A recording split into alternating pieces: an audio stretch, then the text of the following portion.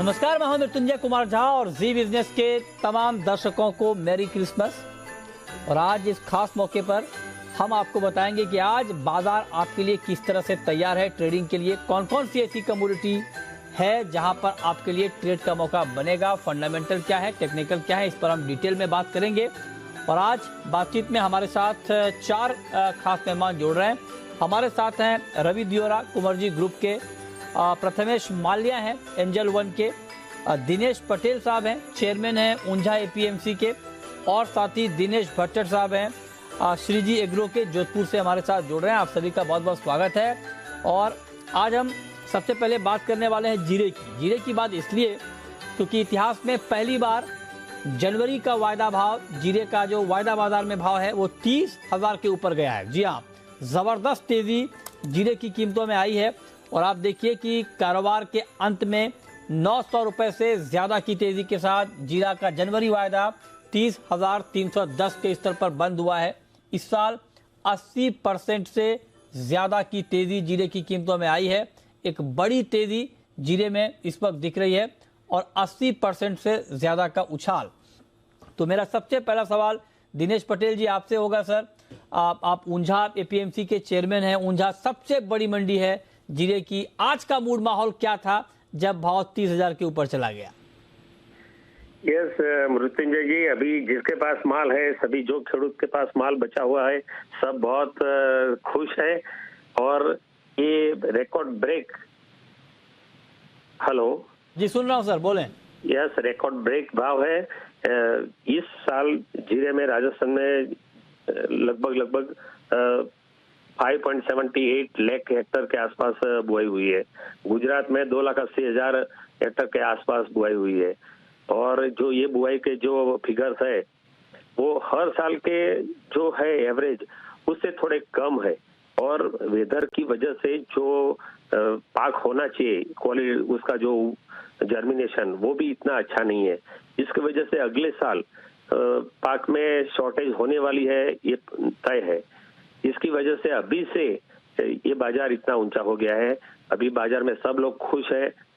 अभी लगभग 7 से 8 लाख बोरी माल बचा। ये जो भाव है वो करीबन 1 महीने पहले से ही लगता था कि ये 300 क्रॉस करेगा। और यहाँ से भी 10-15 रुपीज और बढ़े तो पॉसिबल है। लेकिन ये भाव है, सबको खुश करने वाले हैं और सभी ये भाव में मुनाफा करके बेच रहे हैं। ठीक है। अच्छा, अब दिनेश जी, चूंकि हमने ऊंझा की बात की और ऊंझा के बाद जोधपुर भी एक बड़ी मंडी है जीरे की, आप जोधपुर मंडी से जुड़ रहे हैं हमारे साथ। आप बताइए कि इस वक्त क्या मूड माहौल है, क्योंकि 30,000 का टारगेट दिया जा रहा था, वो टारगेट आ गया है। क्या 30,000 के ऊपर अब जीरे में एक बार बिकवाली आएगी, प्रॉफिट बुकिंग आएगी, या लोगों को भरोसा है कि नहीं अभी माल रोक के रखो, आगे और तेजी रहेगी? दिनेश जी। हेलो जी सुन रहा हूँ, बोले सर। सर मेरे को पूछ रहे हो ना?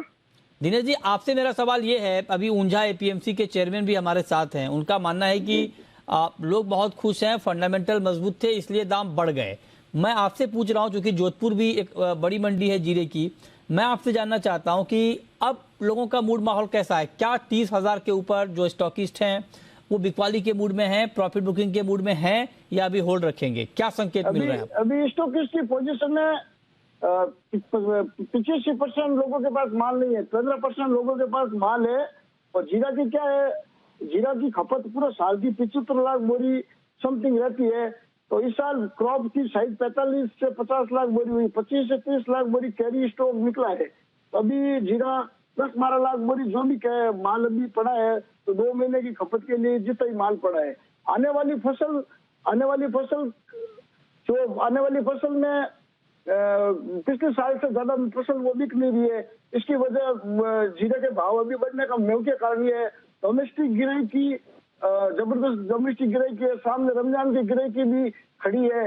आने वाले जनवरी महीने में एक्सपोर्ट और इंक्रीज करेगा, एक्सपोर्ट बढ़ेगा, उसके सामने बराबर सप्लाई नहीं रहेगी। सर नहीं, तो आप कह रहे हैं कि एक्सपोर्ट बढ़ेगा, सप्लाई नहीं रहेगी, लेकिन मेरा सवाल दिनेश पटेल जी आपसे ये है कि क्या 30,000 के ऊपर, चूंकि दाम बहुत बढ़ गए हैं, 80% तक एक साल में दाम बढ़े हैं, तो क्या 30,000 के ऊपर एक्सपोर्ट की डिमांड कुछ कम नहीं होगी? सर बिल्कुल, यहाँ लगता है कि इतने भाव इतना जल्दी से भाव बढ़े हैं तो थोड़ा समय के लिए यहाँ पर रुकेंगे, लेकिन ये भाव सस्टेन होने का पूरा पूरा चांस है, क्योंकि बाजार में जिस तरह की पोजीशन है डिमांड सप्लाई की, इसकी वजह से भाव टिके रहने चाहिए, ऐसा लगता है। अच्छा, भाव टिके रहने चाहिए। दिनेश जी, आपका प्राइस को लेकर क्या आउटलुक है? 30,000 के बाद अगला लेवल आप क्या देख रहे हैं? क्या एक करेक्शन आएगा यहाँ से भट्टर साहब, या आपको लगता है कि एक तरफा तेजी कंटिन्यू रहेगी? जीरा एक्चुअल में जीरा की जो अभी डोमेस्टिक डिमांड को देखते हुए हाजिर में एक्शंस का भाव है, बाजार में डोमेस्टिक का भाव ऊपर भाव चल रहा है, तो मुझे नहीं लगता है एक्शन के अंदर कोई बड़ी मंदी आए। सामने जो एक्शन में डीमेट का माल पड़ा है, नॉन डीमेट का माल था, वो सब डोमेस्टिक ग्रे की में भी खपरा है। तो एक्शन में नया डीमेट करने जैसा भाव मार्केट के अंदर फिजिकल में मिलता नहीं है, तो नया डीमेट होने जैसी अभी स्थिति अभी है नहीं, और इतनी बराबर सप्लाई नहीं है। मुझे नहीं लगता है एक्शन के अंदर कोई बड़ी मंदी हो। अगर मंदी नहीं हो तो तेजी कितनी देख रहे हैं आप? 30,000 के ऊपर का टारगेट क्या है आपका? 25 से 30 रुपए का भाव पहले देखने को मिलना चाहिए जनवरी मंथ के अंदर। क्या भाव बताया आपने? 325, 33,000 के आसपास। 333 मतलब 33,000 हो गया, ठीक है। हाँ, 33,000 के आसपास जीरे का भाव देखने को जनवरी में मिल सकता है। अच्छा, 33,000 का भाव आप कहने की जनवरी में मिल सकता है, ठीक है, ये बात आपकी मैंने मान ली। लेकिन ये बताइए, अब मैं जानना चाह रहा हूँ कि 30,000 के ऊपर, दिनेश पटेल जी, ये सवाल मेरा आपसे है, आप भी कह रहे हैं कि इस भाव पर मार्केट टिका रहेगा, ठीक बात है, लेकिन क्या जो डिमांड की बात आप लोग कर रहे हैं, अगर मान लीजिए एक्सपोर्टर ने माल लेना इस भाव पर बंद कर दिया, तब क्या मार्केट का सेंटीमेंट खराब नहीं होगा? या सोइंग को लेकर कुछ अच्छी रिपोर्ट आ गई तो? जो माल की जो कंडीशन है, जो सिचुएशन है, उसके हिसाब से अभी डोमेस्टिक डिमांड तो बनी हुई है, ऐसा नहीं है कि डिमांड कम हुई है, लेकिन ये भाव एकदम से बढ़ गया है। पक्का ये जनवरी के अंत तक 325 तो होने वाला ही है, समझ लो। ओके, जनवरी के अंत तक आप कह रहे हैं कि 325 तो होने ही वाला है, और मतलब दाम बढ़ेंगे। लेकिन दिनेश भट्टर जी, एक बात आप बताएं कि सोइंग की क्या रिपोर्ट है? क्योंकि सोइंग जो उम्मीद की जा रही थी पहले, उसके मुताबिक नहीं हुई। अब लेकिन खबर ये आ रही है कि मौसम, जैसे राजस्थान में भी ठंड बढ़ रही है, गुजरात से भी ऐसी कुछ रिपोर्ट्स आ रही हैं, तो क्या अब सोइंग कुछ पटरी पर लौटने की उम्मीद है? बुआई को लेकर ताजा रिपोर्ट क्या है आपके पास? सोइंग में गुजरात तो घटी है, पिछले साल के मुकाबले 20-25 हजार हेक्टेयर घटी है। राजस्थान की 50,000 हेक्टेयर बढ़ी है। अभी सोइंग डेटा पूरा कंप्लीट आने में अभी 10 दिन और देरी है। फिर भी सोइंग जो जिस हिसाब से इस ओपनिंग के अंदर जो 15 नवंबर से पहले दी गई थी, किसानों को उसमें जर्मिनेशन को लेकर बहुत दिक्कत आई थी, उगाव को लेकर। अभी जो बाद में जो 10 नवंबर के बाद की फसल की बात करें, किसानों से बात करते हैं, तो किसान बताते हैं अभी जो जीरा है वो ठीक है, और जो आगे का जो किया है उसके अंदर जो मतलब वो पूरा जो एक खेत के अंदर अच्छा होना चाहिए वो पूरा नहीं है, कहीं उगा है कहीं उगा नहीं है, उसको लेकर उसमें थोड़ा सा इंड कमजोर बैठेगा। जो लेट बिजी की है उसके अंदर अभी ग्रोथ कर रही है, अभी ठंड भी चालू हो गई है, तो कुल मिला के ऐसा मानना है जिस जीरे की बिजी बड़ी तो है नहीं। लास्ट ईयर 45 लाख बोरी का आकलन हमारे मानना था, 45 से 50 लाख बोरी जीरा आया, तो इस साल भी 50 लाख के आसपास ही जीरा आएगा अगर मौसम ने इस तरह का सपोर्ट किया तो। इससे ज्यादा बड़ी फसल है नहीं। बहुत शुक्रिया भट्टर साहब आपका, दिनेश पटेल जी आपका हमारे साथ जुड़ने के लिए, जीरे पर डिटेल में बात करने के लिए। लेकिन अब हमारे साथ दो और एक्सपर्ट हैं, रवि देवरा हैं, प्रथमेश बालियान। रवि जी, ये तो हमने फंडामेंटली डिस्कस कर लिया मार्केट, लेकिन आप चूंकि टेक्निकल चार्ट के भी एक्सपर्ट हैं, टेक्निकली आपको लगता है कि जीरे में भी ट्रेड है, और अगर है तो क्या ट्रेड है? जरूर सर, जिस हिसाब से उसने जीरे ने 29,800 का जो रेजिस्टेंस था, आज लग रहा है कि क्लोजिंग बेसिस पे उसने जो ब्रेकआउट दिया है, तो वो शायद सेंटिमेंट को थोड़ा शॉर्ट टर्म में सपोर्ट करेगा। 2.5 लाख ही अभी जो गुजरात की सोइंग है वो 2.5 लाख ही पहुंचे है, तो मुझे लग रहा है कि वो काफी कम है। जो अगर आप 3 साल की एवरेज लगाए तो वो 4.4 लाख हेक्टर है, तो लग रहा है कि इस हिसाब से थोड़ा जो लास्ट ईयर उम्मीद थी कितने हाई प्राइस पे फार्मर्स शायद सोइंग ज्यादा करेंगे, तो मुझे लग रहा है कि टेक्निकल एंड फंडामेंटली दोनों अभी ब्रेकआउट है। जब तक 29,800 के नीचे क्लोज ना हो, आप अपनी बाइंग पोजीशन पे बने रह सकते हैं। अपर साइड पहला टारगेट 30,780 का रहेगा, बट ध्यान रखना है थोड़ा ओवरबॉट पोजीशन में है, तो 31,000 के पहले एक बार प्रॉफिट बुक कर लेना। बॉट में है, ठीक बात है, दाम बहुत बढ़ गए, तो रवि जी कह रहे हैं कि आप 31,000 के नीचे एक प्रॉफिट बुकिंग भी कर लें। ठीक है, तो ये बात हो गई जीरे की। चलिए आगे बढ़ते हैं, और अब हम बात करते हैं ग्वार की। और ग्वार में आज देखिए, ग्वार सीड का भाव 26 रुपए बढ़ा है और ग्वारगम में 50 रुपए की तेजी रही है। ग्वार सीड और ग्वारगम पर रवि जी आपका क्या ताजा आउटलुक है? थोड़ा बहुत जो एक्सपायरी थी इस हिसाब से थोड़ा ये वीक वॉलेटाइल रहा था गुआर के लिए। अदरवाइज मुझे लग रहा है कि फंडामेंटल अभी भी वहां पे सपोर्टिव है। डिमांड सप्लाई में कोई ज्यादा मिसमैच नहीं है, थोड़ा बहुत मार्जिन बढ़ने के हिसाब से थोड़ा बहुत हायर लेवल आ गए तो थोड़ा कंसोलिडेट कर रहा है। बट मुझे लग रहा है कि ओवर पीरियड ऑफ टाइम ये एक बुलिश ट्रेंड में ही है। लेवल स्पेसिफिक बात करें तो गुआरगम में 12,000 जब तक होल्ड रहता है तब तक आपकी बाय पोजीशन में कैरी करना है। नई पोजीशन 12,200 के करीब एक बार आप बना सकते हैं। 12,000 का स्टॉप लॉस गुआरगम में लगा है। अपर साइड मेरा मानना है कि अगले सप्ताह में 12,780 से 12,800 के टारगेट आने चाहिए। सेकंड रिकमेंडेशन गुआर सीड में भी मेरा पॉजिटिव रहेगा। डिस्पाइट ऑफ दिस हेडविंड्स वहां पे 5800 का लेवल क्लोजिंग बेसिस पे ब्रेकडाउन नहीं हुआ है, तो जब तक ये ना हो तब तक आप बाइंग में ही रहे। 5850 के करीब बाय करें। 5800 का एक स्टॉप लॉस लगा है। अपर साइड मेरा मानना है कि एटलीस्ट 6,000 तक के लेवल आपको अगले सप्ताह में आते हुए दिखेंगे। तो दोनों कमोडिटी गुआरगम एंड सीड दोनों में खरीद की सलाह। ठीक है, ओके। तो ये राय होगी आपकी गुआर सीड गुआरगम पे। अब जरा आप आते हैं गोल्ड और सिल्वर पे। गोल्ड में एक रेंज का ट्रेड है, 50 रुपए ऊपर है इस वक्त एमसीएक्स पर, और चांदी में करीब करीब 350 रुपए की तेजी है। 69,000 के नीचे इस वक्त चांदी में ट्रेड हो रहा है। तो आप जरा बताएं प्रथमेश जी कि सोने और चांदी में आज के लिए क्या ट्रेड बन रहा है? क्लियरली 70,000 एक साइकोलॉजिकल रेजिस्टेंस, वैसे ही गोल्ड में 55,000 एक रेजिस्टेंस के तौर पर देखा जा रहा है। यहाँ पे मेरे ख्याल से अगर कोई ट्रेड करना है फरवरी वायदा गोल्ड में 54,670 पे बेचने की सलाह रहेगी। 54,825 का स्टॉप रहेगा, टारगेट 54,320 के लिए रहेंगे। सिमिलरली सिल्वर मार्च वायदा 69,190 के आसपास सेल करने की सलाह रहेगी। 69,700 का स्टॉप रहेगा, टारगेट 68,100 के लिए रहेंगे। ठीक है, तो ये राय आपकी सोने और चांदी के ऊपर। चलिए आगे बढ़ते हैं। अब बात करते हैं क्रूड की। कच्चे तेल में इस वक्त रवि जी आपके हिसाब से क्या ट्रेड लिया जाए? क्रूड का मार्केट ठीक ठाक तेज है, 2% से ज्यादा एमसीएक्स पर बढ़ा है और करीब करीब 2% के आसपास की तेजी ब्रेंट में भी है और नैमेक्स क्रूड में भी है। क्या ट्रेड आप देख रहे हैं इस भाव पर कच्चे तेल में? बाय ऑन डिप्स का ट्रेड लेना चाहिए, क्योंकि जब तक ये दो न्यूज है, पर्टिकुलर नेगेटिव साइड एक न्यूज है जो चाइना डिमांड को लेकर मार्केट में कंसर्न है। पॉजिटिव साइड दो न्यूज है, चाइना के जो अलावा यूएस अपना जो रिजर्व स्ट्रेटेजिक रिजर्व जो खाली किया था उसको फुलफिल कर रहा है, और सेकंड की रशिया लगातार अपनी सप्लाई में कटौती कर रहा है। तो दो पॉजिटिव न्यूज के हिसाब से मुझे लग रहा है कि अभी भी ट्रेंड पॉजिटिव बना हुआ है। डोमेस्टिक मार्केट की बात करें तो एक एडिशनल रुपये का भी उसको सपोर्ट मिलेगा। तो लेवल स्पेसिफिक 6500 के करीब अगर यहाँ से 1% तक की थोड़ा बहुत वोलेटिलिटी में नीचे मिलता है तो बाय करना है। 64,650 का एक स्टॉप लॉस लगा है। मुझे लग रहा है कि एक बार डोमेस्टिक प्राइसेस है वो 6,650 तक आने चाहिए, तो अभी भी ट्रेंड पॉजिटिव है। बाय ऑन डिप्स की स्ट्रेटेजी रख सकते हैं क्या? ओके, चलिए अब हम शुरू करते हैं सवाल जवाब। पहला सवाल है अंकित का, मुंबई से जोड़ रहे हैं। पूछिए अंकित जी। गुड इवनिंग जितेंद्र जी। गुड इवनिंग, पूछिए। मेरा क्वेश्चन नेचुरल गैस पे है कि जो जनवरी का जो कॉन्ट्रैक्ट है उसमें लाइक 430 का लेवल तो कल टूट गया, तो अभी उसमें क्या स्ट्रैटेजी बनानी चाहिए आज इंट्राडे के लिए? इंट्राडे के लिए जनवरी वायदा में नेचुरल गैस में क्या करना चाहिए बताइए माल्या जी। ऑलमोस्ट मेरे ख्याल से ये दिसंबर के हिसाब से मैं बता रहा हूँ। जनवरी 430 के नीचे है, बट दिसंबर वायदा 412 के आसपास अगर मिलता है आपको तो वहां पे खरीद लेना चाहिए। 403 का स्टॉप लगाना चाहिए, टारगेट 437 का रखना चाहिए। मेरे ख्याल से वापस आपको 430 की उम्मीद रख सकते हैं। इसके अलावा लेकिन आप अगर फ्यूचर्स में वोलेटिलिटी को नहीं प्ले करना चाहते हैं तो 460 का call option out of the money जो है वो बाई करना चाहिए। 33 रुपए के प्रीमियम पे मिल रहा है। 27 रुपए का स्टॉप लगाइए, टारगेट 41 का रखिए। चलिए अगला सवाल है पराग का। पूछिए Parag. Hello, good evening sir. Good evening, पूछिए।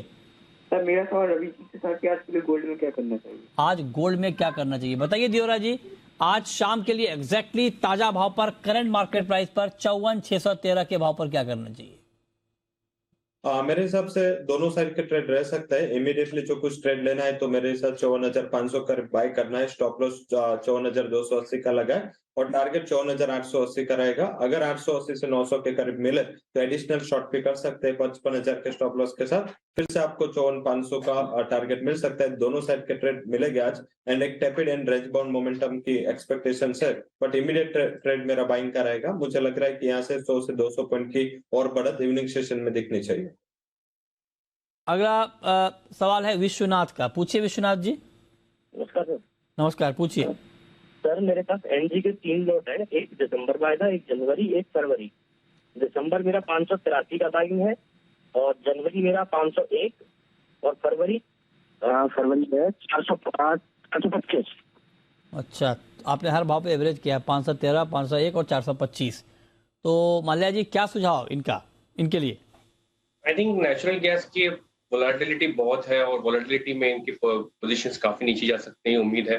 हाल फिलहाल में अगर आप देखें तो 437 इमीडिएट टारगेट दिखते हैं, बट इनके भाव के आसपास आना थोड़ा मुश्किल दिखता है। Despite it being cold winter, forecast भी काफी अच्छे हैं विंटर के, बट 437 मेरे ख्याल से इमीडिएट यहाँ पे देखने को मिल सकता है इस काउंटर में।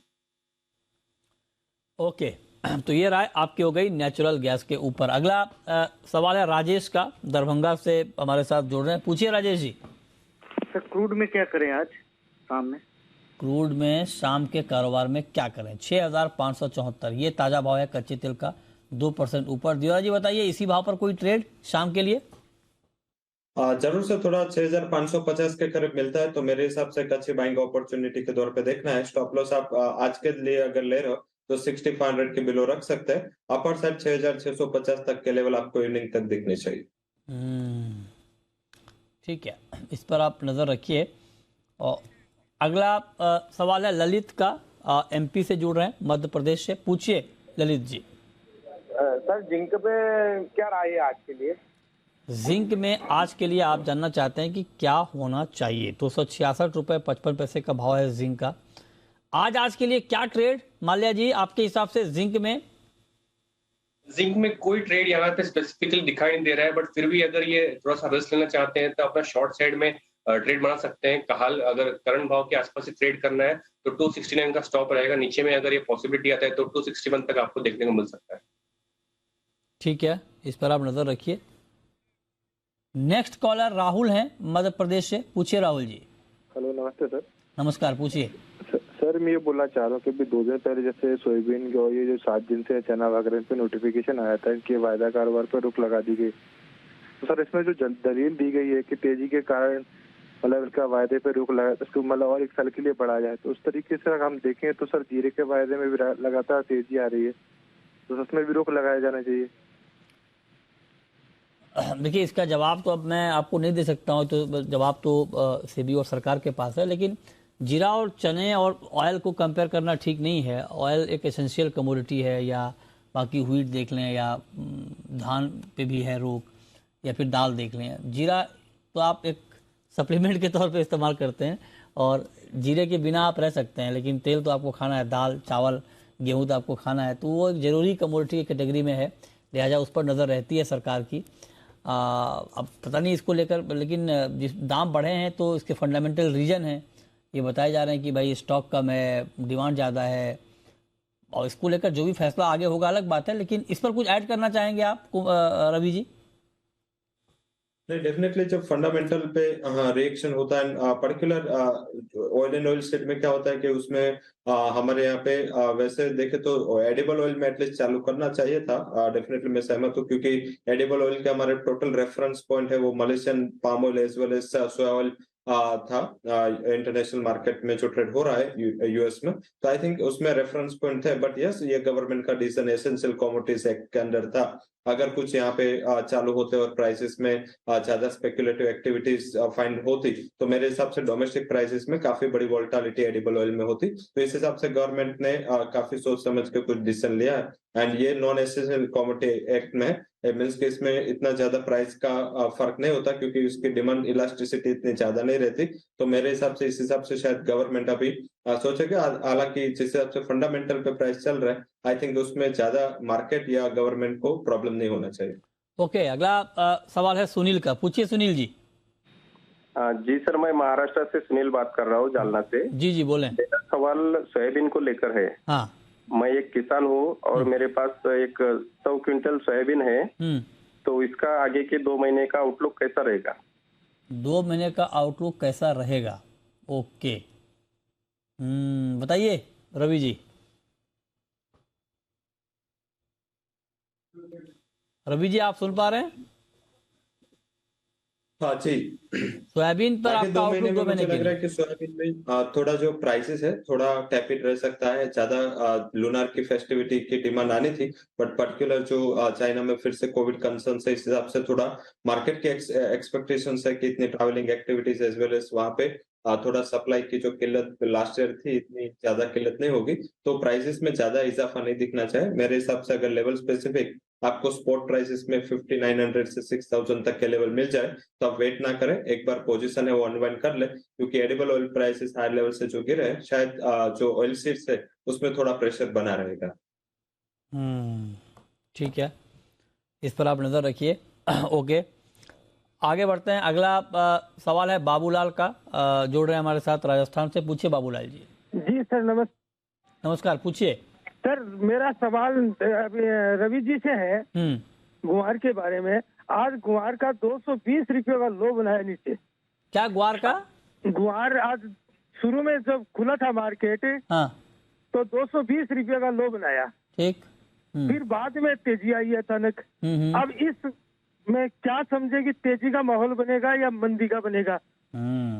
तेजी का अचानक एक दिन में ही मतलब 350-300 रुपये की तेजी मंदी। ठीक बात है, ये मूव दोनों तरफ का है। समझ में नहीं आ रहा है कि आगे तेजी का बाजार, ये कह रहे हैं मार्केट स्ट्रॉन्ग है तो इतना लो नहीं बनना चाहिए। तो रवि जी बताएंगे आपको आगे का मूड क्या रहेगा। रवि जी बताइए आगे क्या रहेगा गुआर का? जो आप बोला राइटली, आपने अच्छा ऑब्जर्वेशन किया है। पर्टिकुलर जो प्राइस नहीं चल रहा है उसका रीजन टेक्निकल है, फंडामेंटल नहीं है। वो टेक्निकल रीजन क्या है? एक तो एक्सचेंजेस ने ये वोलेटिलिटी पे अपना मार्जिन है, वो जब वो 4800 से बढ़ के 6400 गया था तब एक्सचेंज ने अपने मार्जिन काफी बढ़ा लिए। सेकंड जो रीजन है, कितनी बढ़त आई थी 4800 से गुआर सीड में, अगर आप देखें तो करीबन 2000 पॉइंट की, वही गुआर गम में 8900 से लेके 13000, तो इतनी बड़ी रैली के बाद थोड़ा टाइम करेक्शन हो रहा है, थोड़ा कंसोलिडेशन हो रहा है। फंडामेंटल में कोई बदलाव नहीं है, बट जब भी कोई कमोडिटी या कोई भी एसेट क्लास है वो चलते हैं तो उसके बाद थोड़ा कंसोलिडेशन का जोन आता है, तो ये कंसोलिडेशन जोन में है। आगे फिर से जैसे कंसोलिडेशन खत्म होगा, मुझे लग रहा है कि प्राइसेस में एक रिवीजन अपवर्ड होगा, तो आपको वैसे घबराना नहीं है, बट ये स्टॉप लॉस कैरी करें।